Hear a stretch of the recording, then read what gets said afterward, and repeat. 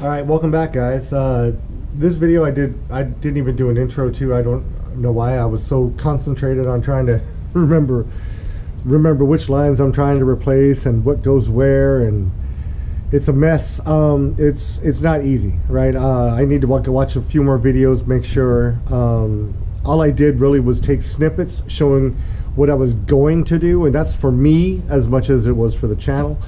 More so that I know I can come back and watch this video and say, oh yeah, this was there and this was connected to that and whatever, right? And so there's not really much of me actually doing it, changing the lines, but I did change all the gray lines. In fact, so this is what they're all hard, and I mean they're just nasty. I don't know why they're so freaking hard. And then they all have these connectors on them. And bro, let me tell you, man, getting those off when you can access it, it's not hard. But when you have one arm and you're at full extension and you're trying to, they're rough. So it was hard getting the last couple ones off. But I've replaced all of them. I'm waiting on the steel clamps, the cable, whatever you call them. You know what I'm talking about. The ones that you can actually screw in. I was going to do all of those kind of clamps, but man, if I ever have to take it off again, no, I'm not even going to do that. So I'm just doing the ones that you screw in. They're stainless steel as well, so who cares, right? I did get all those lines replaced with a flexible fuel line, Bergs and Stratton or whatever they're called.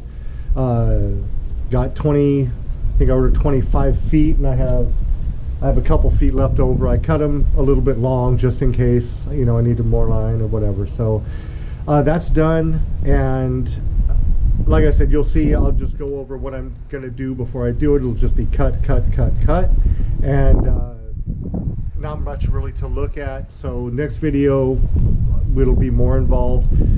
I'll be planning to do, what do I want to do? I think I really want to look at the water lines and get those replaced as well. They all look pretty good. They're not hardened or anything. I need to get the oil lines changed on the carb as well, but I'm going to do that in the carb rebuild video. I mean, that may happen next weekend. I'm not sure. So I've got, trying to think. Yeah, I've got a few things ordered to replace, like the fuel selector switch definitely needs to be replaced. It's terrible. But yeah, enjoy the video. And like I said, I don't know if I'll be painting next week. It depends on how much I get done, right? So the next step is definitely getting the tank back in, or not getting the tank back in. No, that's stupid. I need to paint first. I need to flip it. So the next step will be doing the water lines, getting all that done. Oh, and doing the steering cable, throttle cable, and reverse cable. I want to get that working. Yeah, once that's working, then I can flip it. I'm pretty much done. I'm ready to reinstall the engine and the tanks and everything. I can flip it, then I can paint the bottom. I got fairing compound and everything coming this week. So if I can get those three cables done, the steering, throttle, and reverse, then I can flip it, paint, and start doing the bottom. And so it'll be there'll be a lot more going on in the next video or videos, depending on how long it takes. After that, then the carb, do the carb rebuild, and then I can pop the motor back in, and if I'm lucky, it'll be really quick from there to actually get it running. So we'll definitely see. Yeah, anyway, enjoy the video. Like I said, it's going to be a weird one. I don't know what I was thinking. My head was so into getting those things changed out and making sure I knew what went where and all that stuff. So it is what it is, but enjoy. I hope it helps somebody, and if not, sorry about that, but tune back in next time and it'll be better, I promise. All right, have a good one, guys. All right, so this is the pipe, and that hose goes down there to the muffler, so I'm just going to take that off. So that box is connected by that switch that I'm also going to take off. Before I did that. So there's a hose there that runs to this T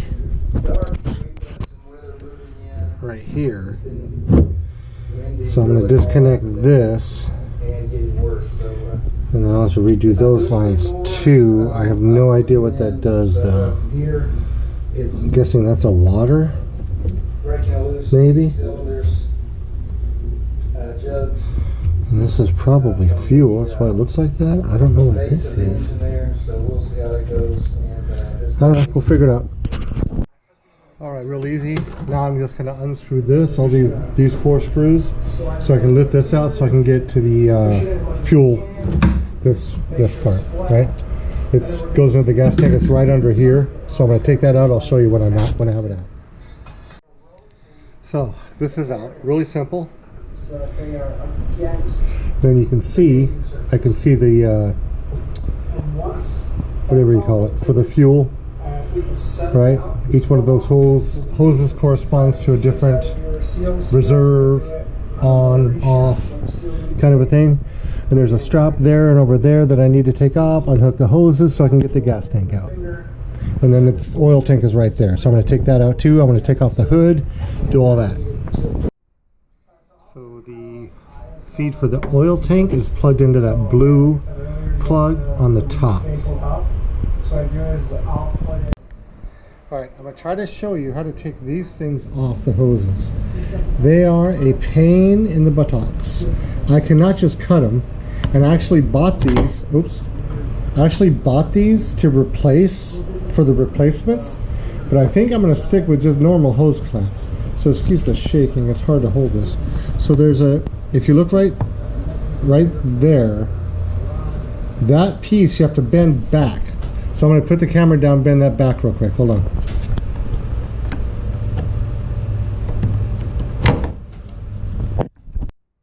So there you can kind of see it's now kind of bent.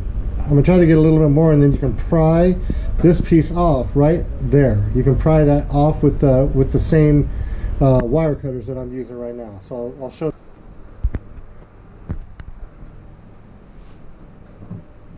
So that's it, and then I just basically took these and just pried it like that, and then pried it right off. Now you just have to grab in there and pull it all the way off, like I did to this one. See, you can pull that, you can pull all the way off like that.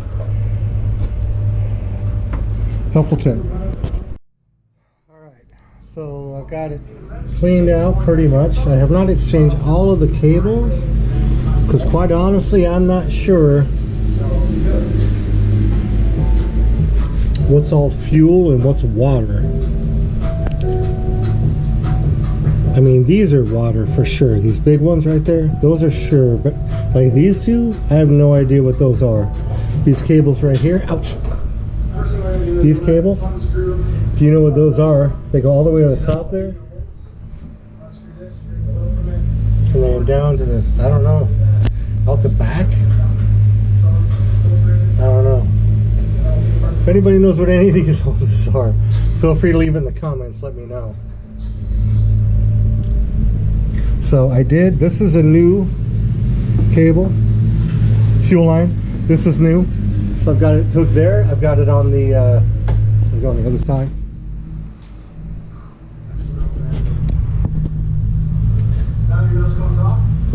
And the thing that goes in the gas tank. So now pretty much I'm just gonna wash it out, get all the oil and shit out of here, see if I can make it look halfway decent. I don't have a pressure washer, so that's gonna be a challenge, but I'm gonna do the best I can. I ain't worried about the outside yet too much. I just want to get the inside done so I can put stuff back in, right? So here's the fuel gauge, not gauge, you know, for your reserve and on and off. So I need a new switch. That switch is all clogged up. So I'm gonna order one of those. I don't know if that's good or not. I have no idea. The stick for the tank. I've still got those lines to replace. Those gray lines right there. Sorry. Those lines right there. So I'm gonna do that. But I'm gonna clean it up first. It's getting all nasty. So looks like it's getting dirty and oily. So next time you see it, hopefully it's gonna be a lot cleaner. Or at least a little bit cleaner. All right. Alright, so I got it clean-ish. I tried washing it out with a scrub brush and and soap, and that did not work. It is way too oily in there. So I went and borrowed my buddy's pressure washer again. I owe him like 12 times for that now. Anyway, it looks decent now, so I'm gonna call it good enough. That's what I should call my channel. And I think we'll be all right. I'm gonna put the I got those couple gray hoses over there still. I'm gonna do those today. It's already like 3:30. I've been going since 9 this morning.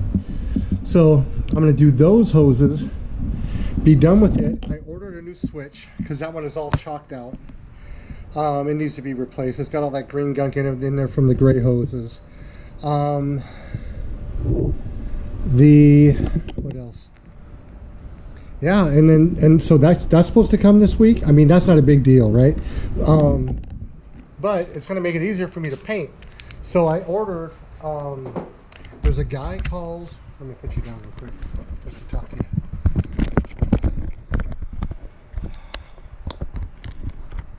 All right, that should be all right. Oh, a little crooked. All right. So there's a guy called Boatworks Today. Andy, I think his name is. And I was following him a long time for all the boat stuff. And he knows. If you've never seen anybody do how-to videos for boats, how to repair boats and fiberglassing and everything under the sun, check him out. And he has a video with, he works a lot with a company called Total Fair and this other company for paint. I mean, Total Fair does paint too, but this other company called Alexiel, they do paint as well. So this total boat company, they have something called Total Fair, and it's a fairing compound, which is basically like Bondo but for boats. It's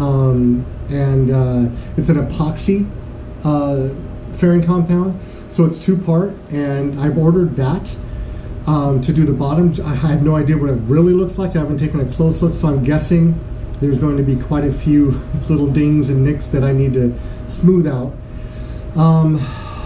And then I was going to do the paint with that Alexiel, but it's $300 for a pint or a quart.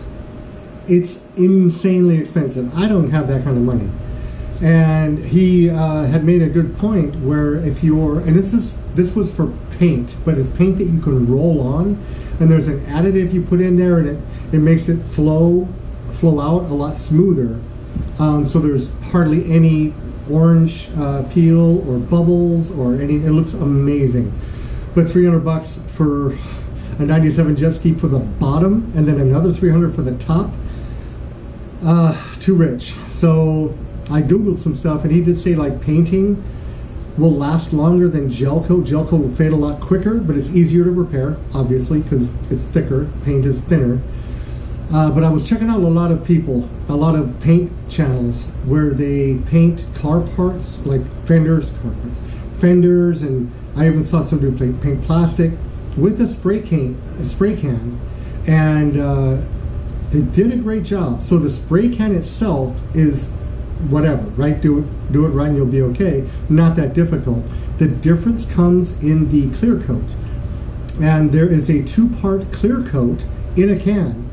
I'll do a video on that when I get it, but basically the difference between a normal clear coat, these 2X clear coats they're called, I guess, and this 2K clear coat, anything 2K seems to have an epoxy hardener in it, so it seems to be an epoxy clear coat, which explains why it's so shiny. Dude, it looks like showroom shine. So as long as it looks good, that's good enough, right? I don't need a showroom paint job on a 97 GTI. I'm going to paint the bottom. I think this is still what I'm going for. The bottom black. I'm going to paint the top a light gray. There's a ski from the 90s. Rossier was the guy's name. He raced these 2-strokes back in the 90s. And there's a channel called Today We Wrench, and they did a restore on one of those, and I just think it looks amazing. It's black on the bottom, light gray on top, and then all the accents are black as well. They put all the hydro turf and everything, or black tip, whatever you use, is also black. It looks really good. So I'm going to try to model it after that. Yeah, so that's coming this week.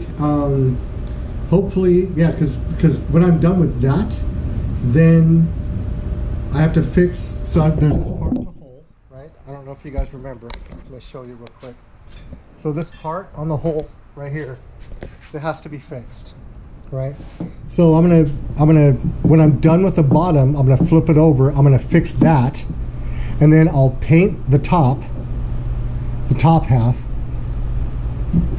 Actually, I'll fix this first, I think, and then I'm gonna worry about doing all the other cables, other cosmetic stuff without, not cosmetic, functional stuff, other than getting it running, like changing out the grips, doing the steering, doing the reverse, all that kind of stuff. So I'm gonna check that out, and I'll wait to put the hood on, all that kind of stuff, so that I can have that done, and all I have to do is try to get it to run, and it'll be, once I get it running, I'll be ready for the water. It'll be completely done. So thanks for tuning in, and I know it's kind of chaotic, but that's me. So anyway, thanks a lot. I appreciate it, and I'll see you all next time.